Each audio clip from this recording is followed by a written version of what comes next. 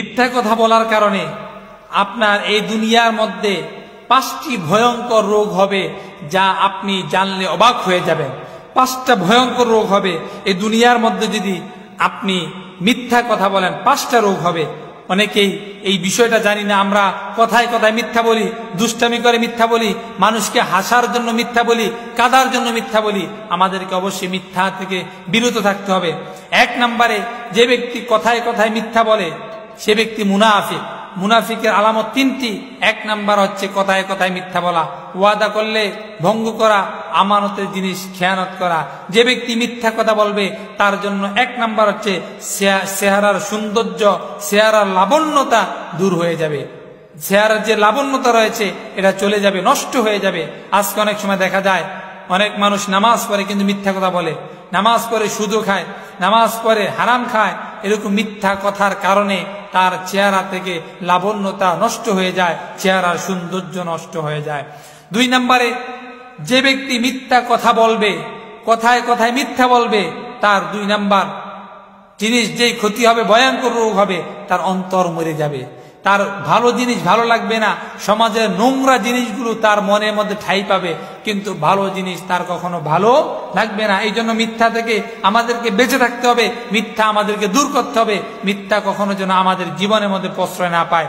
3 নম্বরে, যদি মিথ্যা কথা বলেন তাহলে দুশ্চিন্তা বৃদ্ধি পাবে, দুশ্চিন্তা বৃদ্ধি পাবে, হার্ট অ্যাটাক এবং ব্রেন স্ট্রোক করার সম্ভাবনা থাকবে। কারণ দুশ্চিন্তা মানুষদেরকে বৃদ্ধ বানিয়ে দেয়, দুশ্চিন্তা মানুষদের হার্ট অ্যাটাক বানিয়ে দেয়, তার খাওয়া তার চলাফেরাকে বন্ধ করে দেয়। এই জন্য দুশ্চিন্তা থেকে আমাদেরকে বিরত থাকতে হবে। কারণ আপনি একটা মিথ্যাকে ঢাকার জন্য কয়েকটা মিথ্যা কথা বলতে হয়, আর একটা মিথ্যা যদি স্লিপ অফ টান হয়ে যায় তাহলে আপনি ধরা খেয়ে যাবেন, আপনার জীবনের মধ্যে দুশ্চিন্তা নেমে আসবে। 4 নম্বরে, যে ব্যক্তি বেশি বেশি মিথ্যা কথা বলে তার উপর থেকে আল্লাহর রহমত দূর হয়ে যায়। এই জন্য তার স্মৃতি শক্তির প্রখরতা কমে যায়। এই জন্য দেখবেন যারা আলেম রয়েছে তারা বেশি বেশি কোরআন তেলাওয়াত করার কারণে, মিথ্যা থেকে দূরে থাকার কারণে বয়স যত বৃদ্ধি পায়, আমলের স্পিরিট আরো বৃদ্ধি পায়, জ্ঞানের গবেষণা আরো বৃদ্ধি পায়।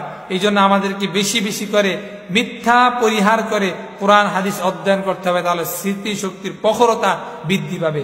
5 নম্বরে, এই দুনিয়ার মধ্যে আপনি মানুষের কাছে যখন হেল্প চাইবেন, মানুষের কাছে যখন কোনো কিছু সাহায্য কামনা করবেন, কোনো মানুষ আপনাকে সাহায্য করতে পারবে না।